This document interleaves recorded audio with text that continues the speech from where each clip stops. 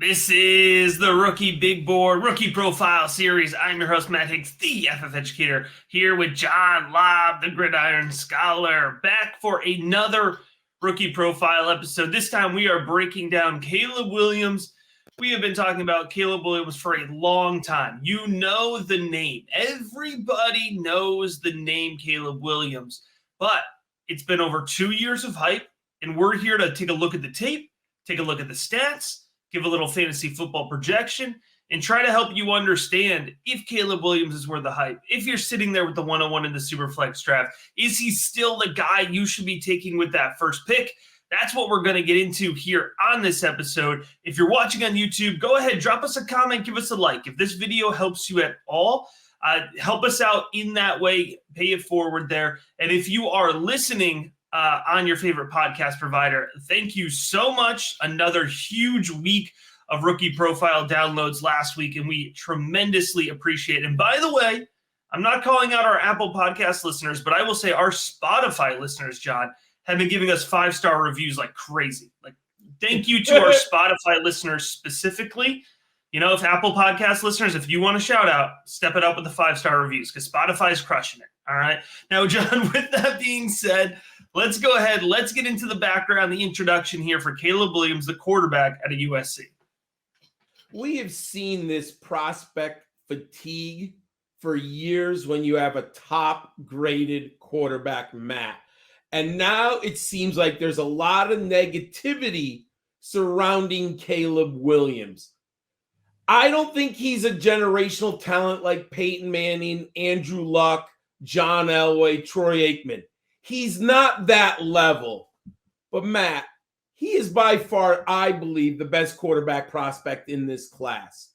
And I really do believe people are focusing too intently on the negatives. And he's not a perfect prospect. That's why he's not generational. But you need to watch 2 years of film.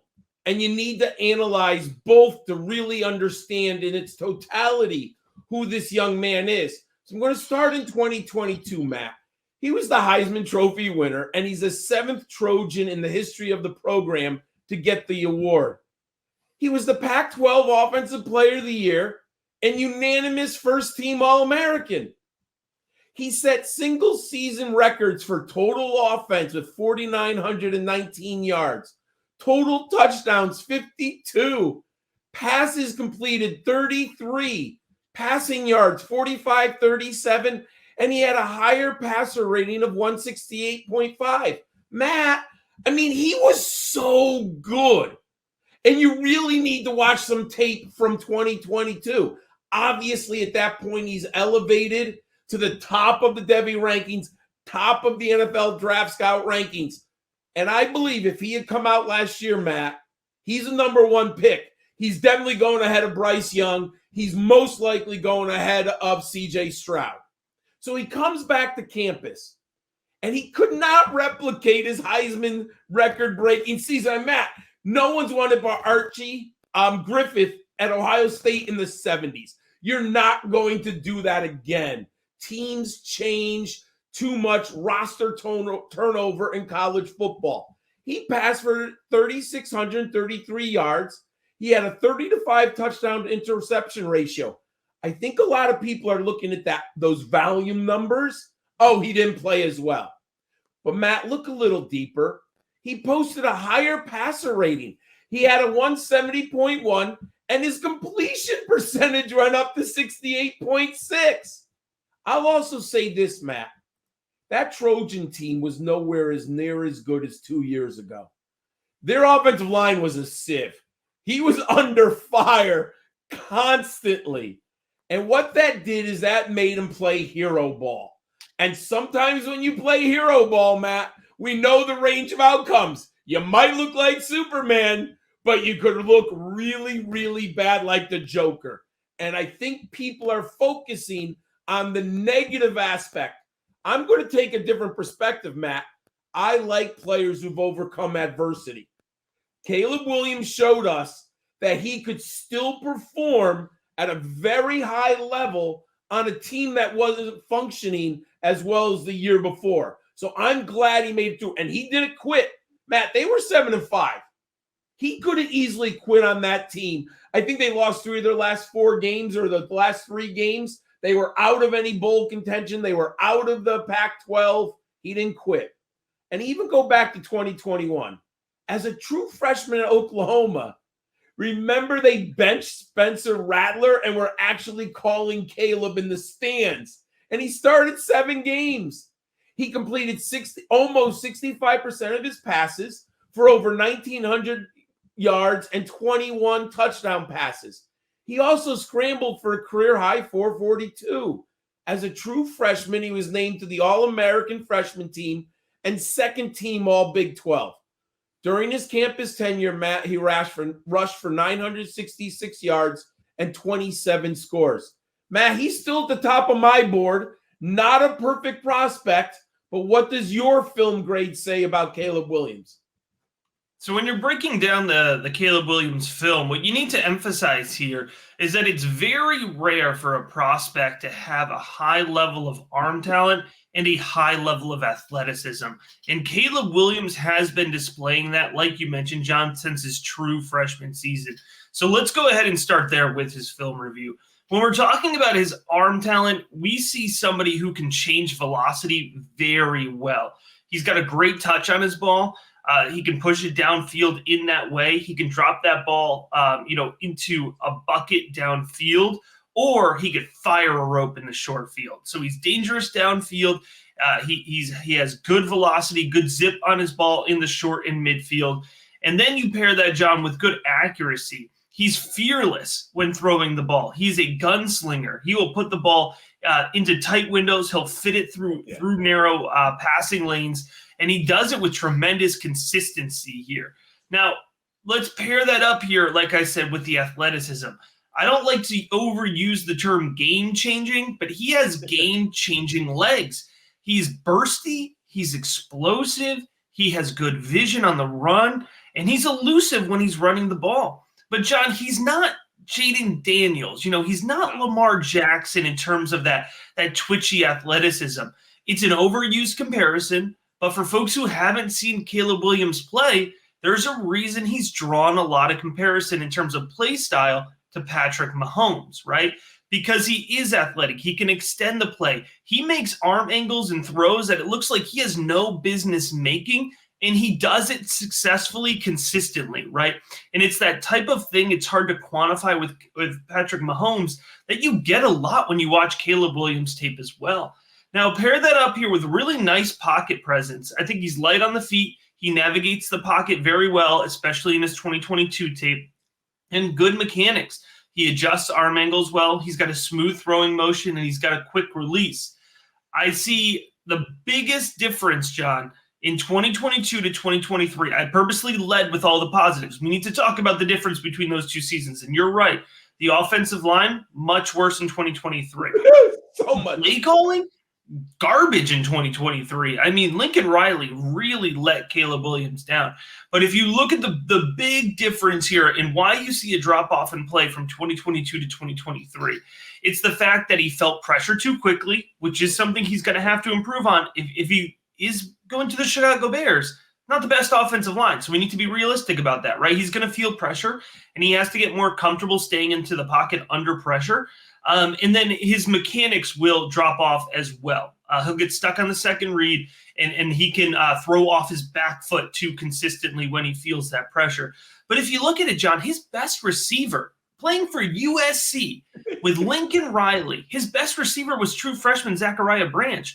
And then his next best one, Brendan Rice, who's probably going to be a 6th-round draft pick, really probably because of his name. So in Caleb, so he wasn't working with too much. I think he was playing a little bit too much hero ball. And so I'm really hoping in his NFL team they're able to calm him down because he has all of the tools, all of the intangibles, and all of the ceiling, which is what we always want to draft for fantasy football purposes. You always want that upside in your prospects. John, just like you always want that upside in your fantasy football resources. And that's what we're providing here at the Rookie Big Board. In-depth rookie rankings, personalized roster advice, super active Discord for for chatter, advice, talk NFL draft with us, and of course the bonus rookie profiles. So far we have Jacob Cowing, we have Cody Schrader. This week we have Spencer Rattler. We have some really good profiles coming through here. All of that is available for just $5 a month over at patreon.com/rookiebigboard, or save 15% off now with that annual membership. It's time, folks. Combine's over. You have to get in. Now is the time. You need to be in on the resources to make sure that you are staying ahead of your league mates and winning rookie draft season. John, we've talked about the tape. We've talked about his background. How does Caleb Williams show up in your model to predict NFL success? I think people don't realize how good of a prospect in the production model he actually is, Matt. He's unbelievable. I have 8 key statistics. He hits all 8 benchmarks, Matt. I mean, literally. And he really surpasses them. It's not a little. 37 games played, and he started, as we talked about, as a true freshman. The 169.3 passing efficiency, Matt, just to give you an idea, that is better than Deshaun Watson, Trevor Lawrence, Patrick Mahomes, and Jameis Winston and Justin Herbert as prospects, just to give you a range that he is in. Then the yards per attempt. I mean, Matt, he had 10.3. He's the only quarterback in the class. He started basically 3 years, and he's over 10 yards per attempt. I mean, he's not throwing little dump-off passes, Caleb Williams. Now, that might be a little bit of the hero ball, but he throws the ball downfield. Touchdown interception ratio, Matt, we can say he didn't play as well, and I agree. He abandoned the pocket. He tried to make things happen. I think Lincoln Riley let him down. But at the end of the day, he had a 93-14 touchdown to interception ratio over the course of 3 seasons. That is incredible. And you mentioned he's not Jaden Daniels or Lamar Jackson, but he still had 16% rushing equity in his best season. He can move the chains with his legs, but what I like about him is he is looking to make a play with his arm, and he uses his legs. Matt, we have a really high-level production prospect profile. What should fantasy footballers know? All right, let's put it all together here. Let's talk about that fantasy football translation. I led off the episode with the idea of, is Caleb Williams still worth that 101 in Superflex leagues? And if we're going to take a look at it here, I do expect him to go in the top 4 picks, that 101 to 104 range. I think in most leagues, Caleb Williams will be the first player taken off the board. For me, that's who I'm taking off the board in Superflex leagues, 101 at this point in time. I wouldn't blame anybody. I've said this during the Marvin Harrison Jr. rookie profile episode. If you wanted to take Marvin Harrison Jr. at 101, even in a Superflex, I'm fine with that. I have him that high. He's actually tied with Caleb Williams right now in the rookie big board rating, and it is a Superflex based ranking. There's going to be some folks, John, in your league who like Drake May better. That's okay. Take him at 101. There's going to be some folks who like Jaden Daniels best.